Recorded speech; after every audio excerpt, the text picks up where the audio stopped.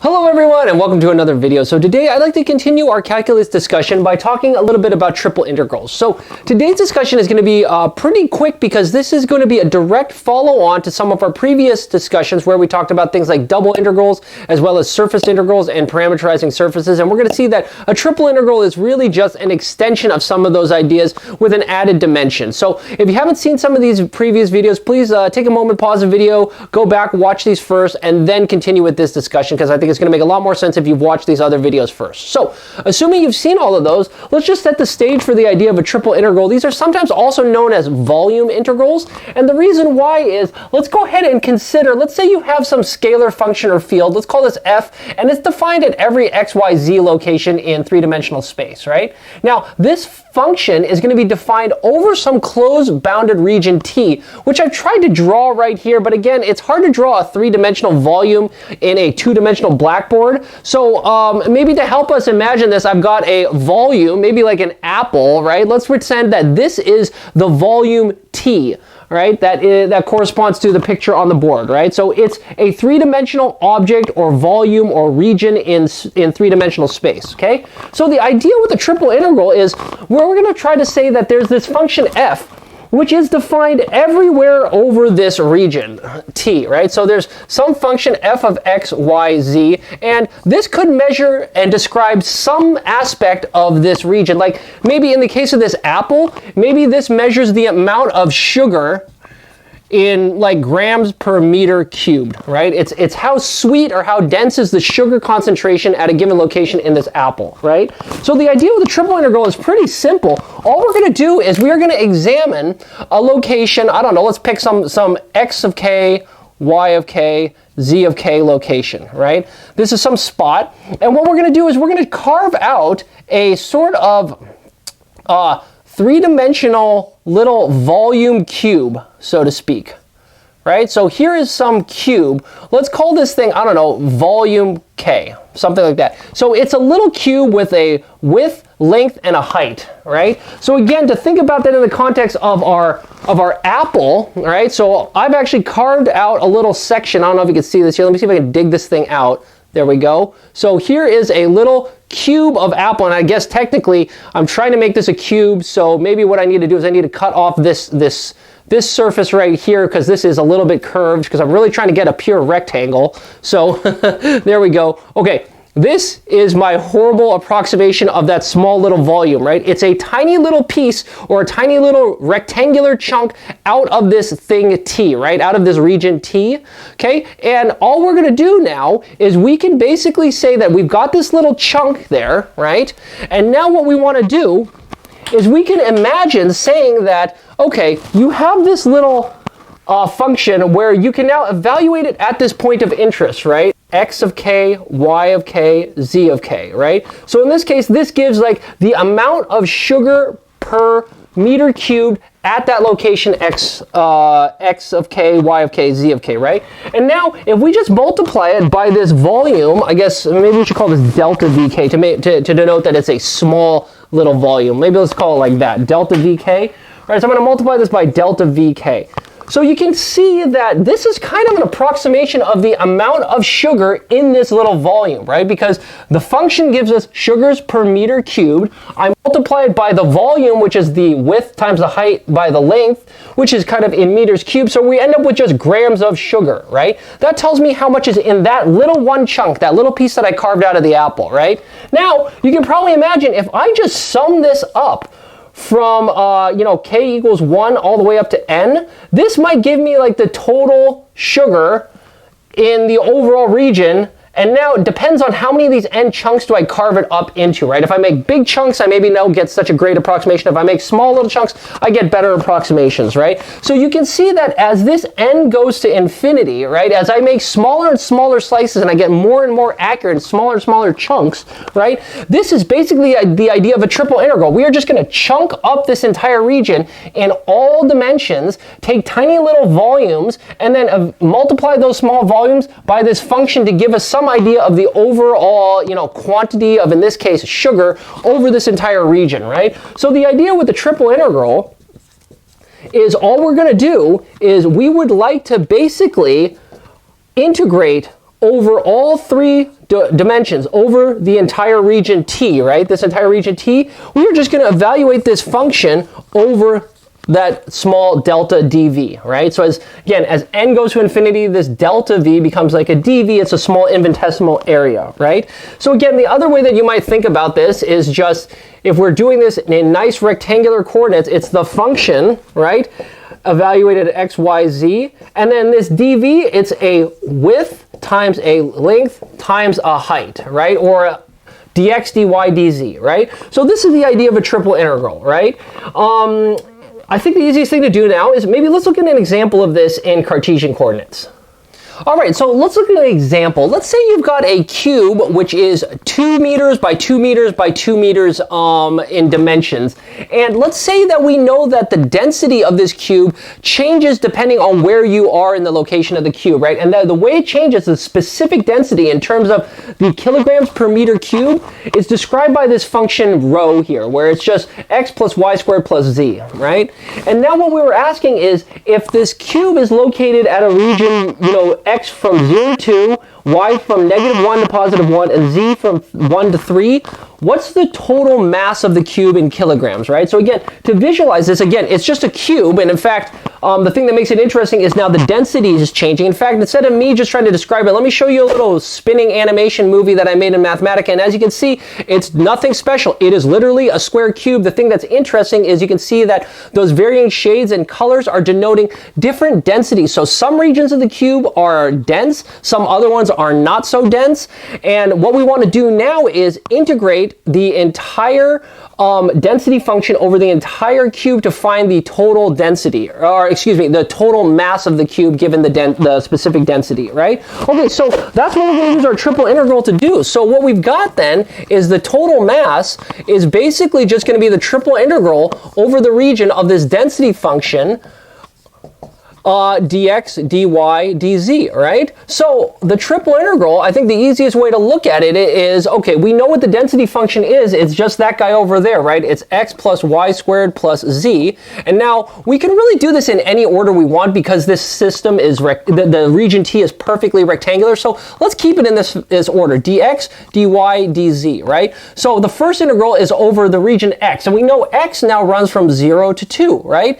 And then we're going to integrate over y. Well, we know y runs from -1 to 1. And then finally z runs from 1 to 3. So literally all we've got to do is just whip out this integral. So again, just for good practice, let's go ahead and do the first integral, this inner one right here. In fact, let's just denote this in maybe in a little bracket like this, right? Let's just look at this integral dx, right?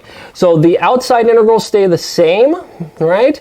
And we still end up with a dy and a dz, but this thing in purple, in this magenta bracket, that guy is just going to come out to, once you go ahead and do it, it's just 2 plus 2 times y squared plus z. Right? Great. So let's do it again. So now we're just going to evaluate this inner integral with respect to dy. So we end up with, again, the outer integral stays the same between 1 to 3 dz. But now the inner integral just becomes, 16 over 3 plus 4z. And now, as you can see, this is just a simple 1D integration again with respect to z. So now just go ahead and evaluate it. And at the end of the day, I think what you end up with is 80/3. So again, nothing super duper fancy. It's pretty darn simple to do this triple integral. So let's see, maybe let's look at a case which might be a little bit more interesting. And a lot of times triple integrals lend themselves to looking at them in cylindrical coordinates instead of Cartesian. So let's look at that here in this case. So let's consider a cone with an outside shell defined by this. Z squared is equal to 4 times the quantity x squared plus y squared, and z is between 0 and 3. So what this looks like is, I've tried again to draw the picture over here. So it's basically a cone where its tip is down here at the origin, and then as you go up in z, all the way from z equals 0 to up to z equals 3, it basically just comes out as a cone, right? And a couple of things to note about this picture, maybe while we're staring at this, is again, this top plane of the cone is defined by, as you can kind of see from this, it's basically, this is z equals 3, right? This is z equals 3 is sort of the top of the cone. And then also what's interesting is that we can also note that according to that equation, looking at the shape of the cone here, we also see that when r is 0, like the radius is 0, that happens when z is also 0, right? And then also when the radius of this is 3/2, that's what happens when z is equal to 3. So at this top part, this is a cone with a radius here of 3/2. Okay, so that's the idea with the rough geometry of the cone. And again, maybe instead of me trying to draw the picture, let me get a little mathematical animation. I'll spin this around a couple of times just so you can see what the cone looks like. It's nothing super duper fancy. Now, what we want to do though is we want to go ahead and find the volume of the cone. Okay, so to do that, we can get the total volume of this thing. In fact, of any of these regions, by basically performing a triple integral of just 1 times dv, right, over the region t, right? So again, this guy is t, right? This whole cone, and what it encloses is the volume t. That's what we're interested in. So this is sometimes why triple integrals are also referred to as volume integrals, is because you can get the volume of this region t simply by just integrating the scalar function 1 over the volume, right? Now, where this gets interesting is, okay, a couple ways we could do this. Well, you could go ahead and say, all right, let's just do that. 1 times dx, dy, dz. Okay, so this is doing this in Cartesian coordinates like we always saw, right? But if you saw our discussion where we talked about going between Cartesian, cylindrical, spherical coordinates, all that kind of stuff, we saw that a lot of times it might be easier to write, especially something like this, which is symmetrical about one axis of rotation.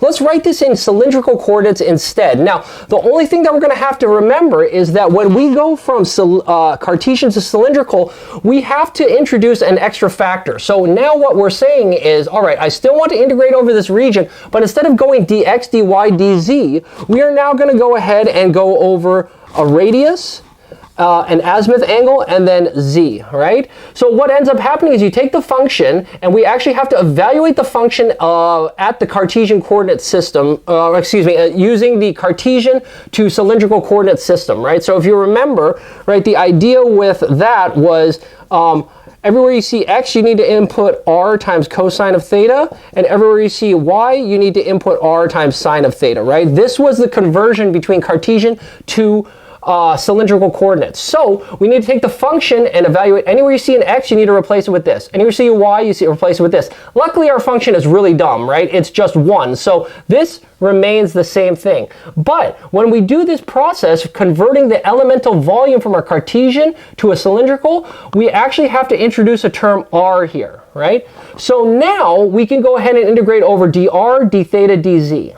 Now, for practice, actually, why don't we flip the order of integration? Let's go over dz first. So in other words, the actual way we're going to get this thing is we're going to get the volume of this is going to be the triple integral of 1 times r, right, times, let's go over dz first, then d theta, then dr, okay? So we need to get the limits of dz first. So again, let's come over here to this picture. So we're integrating with respect to z, so we're going in this direction. So again, if you think about this from our discussion on double integrals, we know that for the inner integral, we actually have to describe the lower limit of z and the upper limit of z with respect to the other variables. So if you think about this long enough and you look at it and take into account the note that we made earlier about the geometry, I think everyone will agree that this lower surface down here is actually, this lower surface is defined by z equals 2 times the radius, right? So we see that when z is equal to 0, the radius is also equal to 0, right? When z is equal to 3 up here, right? The radius is, the radius is 3/2, right? Because it's 3 divided by 2. Yeah, so this works out. So the lower limit of integration is from z equals 2r, right, all the way up here to the upper limit of integration. What is this top surface, right? The top surface is z equals 3, right? So this limit of integration from z, actually it goes from, the minimum is z equals 2r, all the way up to z equals 3, right? So here's our limits of integration of z. Now theta, right, our azimuth angle, right, this thing goes all the way around 2 pi radians, right? So this is going to run between 0 to 2 pi. Right? And then finally r, we see r runs between 0 and 3/2, right?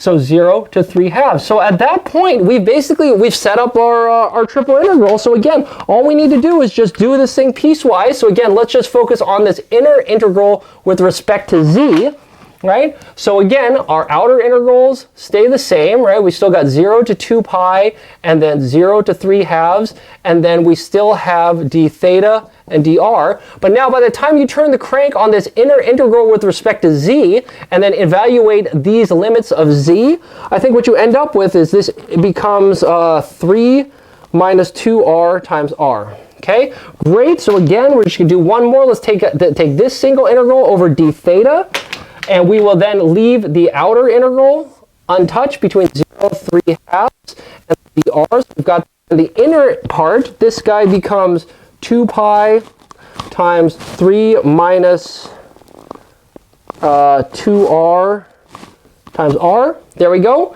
And then finally, we just got one single integral left to do over r. And as we see, we end up with the volume of this thing is 9 pi over 4. Right? That's our answer, okay?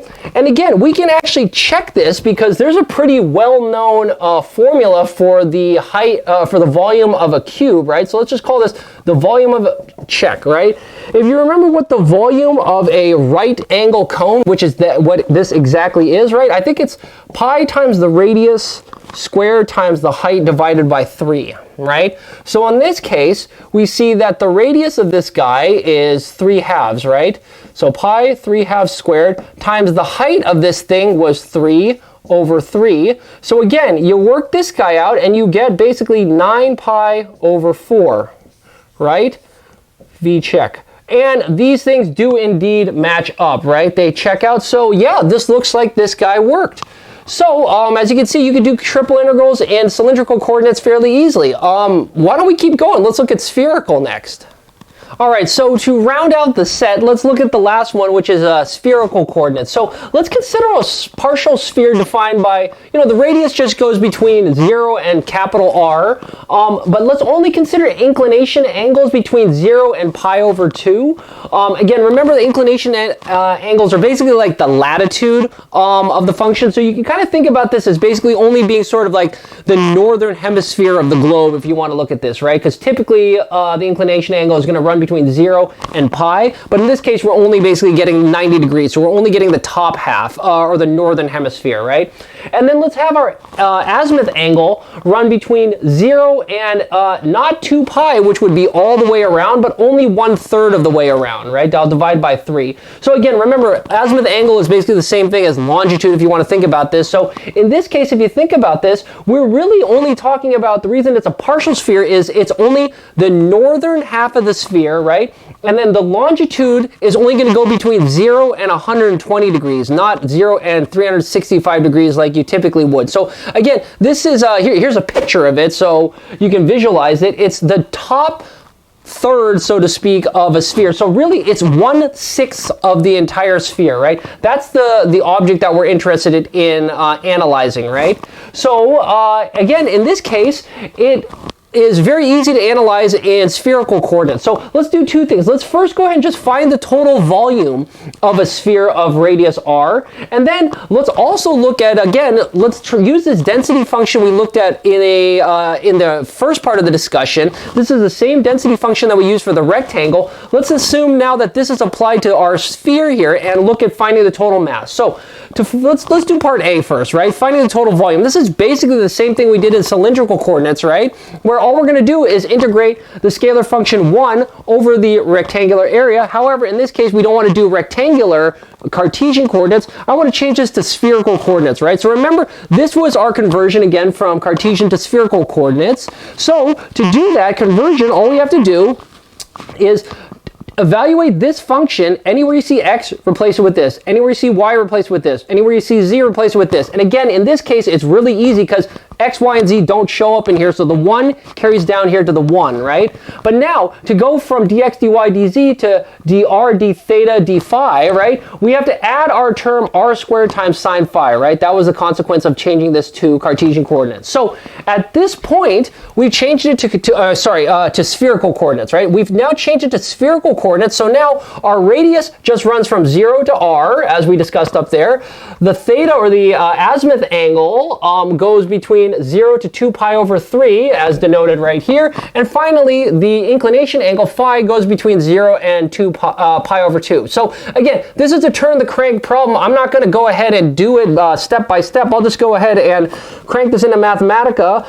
What you're going to end up with is the total volume comes up to, in this case, I think it's 2 pi r cubed over 9.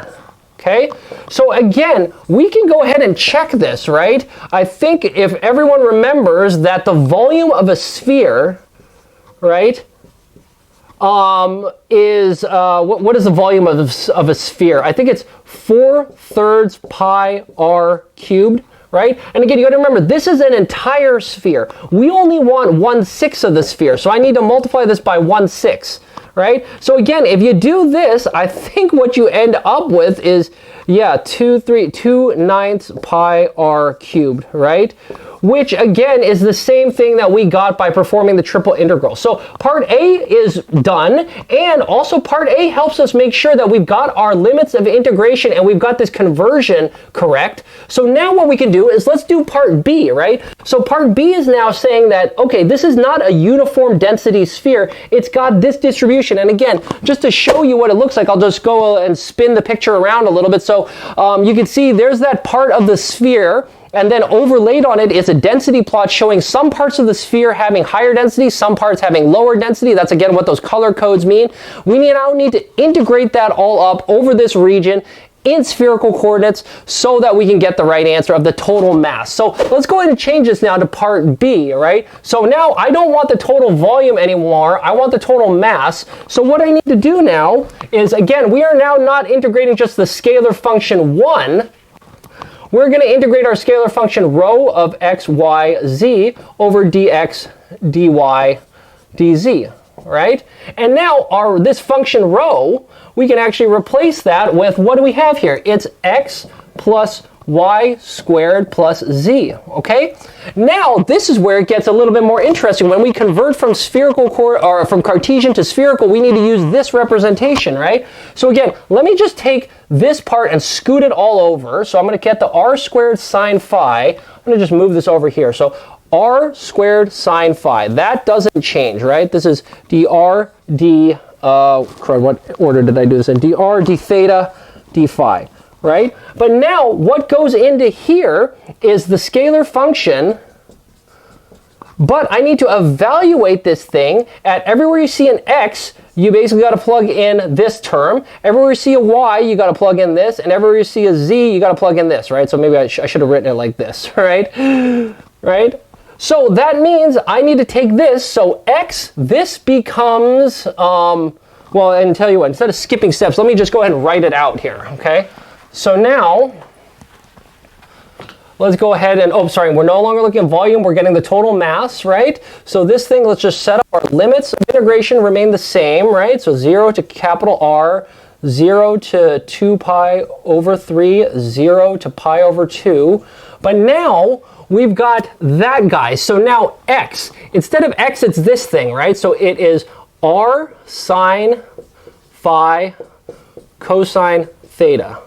Right? That is x, right? This used to be the term x, right? Right? Okay? Plus, now y squared. Now I got to take this y and we got to square it, right? So now y squared becomes r times sine phi sine theta, right? And this whole thing becomes squared, right? This is the thing that used to be y squared, right? And now I finally got to add on the z, but instead of z, it is r cosine of phi, right? So this is the thing that used to just be the single z up here, right? And now we got to take this entire thing, right, and multiply it by the r squared sine phi, right? Now we can go dr, d theta, d phi, right? And do the integration. So again, this is now just algebra. So let's go ahead, simplify all this algebraically in Mathematica. And actually, you know what, for giggles, let's now go ahead and just substitute in a constant number for r. Let's use r equals 2, just to be consistent with my notes. So I think what you end up with, this whole thing actually crumbles down. So let's set this up. So again, our limits now become 0 to 2, because we're only going to go for a sphere of radius 2. And then 0 to 2 pi over 3, and then 0 to pi over 2. Right? And the integrand, in this case, I think it simplifies a little bit. It's not ridiculous. So the r squared sine phi, that stays outside, right? And then you got this quantity. This thing simplifies to, I wrote it down here. Oh, here it is, yep. It is r cosine phi plus r cosine theta, sine phi plus r squared sine theta squared times sine phi squared. There we go. Okay, that's that. And then it's dr, d theta, d phi. Okay, so again, this is now a turn the crank. Just do each one of these integrals successively. And again, I will save you the pain of this. And I got a final answer of 1 over 90 times the quantity 48 root 3 plus the quantity 248 plus 45 times root 3, all this times pi, in parentheses. Okay, and I think this number, oh gosh, I forgot, hold on, I wrote it down over here. What was the number numerically? It's about 12.3. Okay, so at the end of the day, you get a number, right? This is about 12.3. So here's the total mass of this sphere under this distribution. So anyway, I hope this gets us, somewhat comfortable with triple integrals. As we said, we went through this a little bit quickly because, as you see, it's really just an extension of the idea of things like double integrals, but moving and adding another dimension or another integration. You don't need to stop at triple integrals. You can go fourth integrals, nth integrals. There's many higher order integrals, and this is all you're doing. It's just integrating over other independent variables, right? So with that being said, I think this is probably a good spot to leave it. I hope you enjoyed the video, and if so, I also hope you'll consider subscribing to the channel. That really does help if you just click on the subscribe button. And remember, the new videos come out every Monday, so I hope we'll be able to catch you on one of these future discussions and we can all learn something new together. So until then, I think I'll sign off. Talk to you later. Bye.